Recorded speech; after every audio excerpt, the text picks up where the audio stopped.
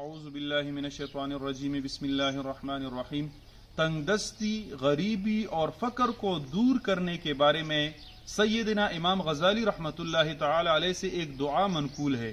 اس دعا پر بہت سے اہل علم، علماء نے اور اہل عرفان نے ایام فاقہ، غریبی اور فقیری تنگ دستی کے دنوں میں اس دعا پر تجربہ کیا اور انہوں نے اس دعا کو اثر کرنے والا اور کامل پایا۔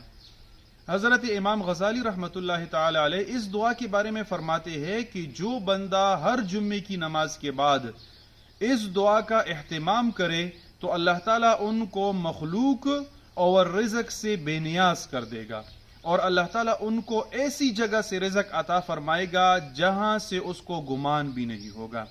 اور وہ دعا یہ ہے: اللہم یا غنیو یا حمیدو یا مبدعو یا معیدو یا رحیم یا ودود اغننی بحلالک عن حرامک وبطاعتک عن معاصیتک وبفضلک عن من سواک۔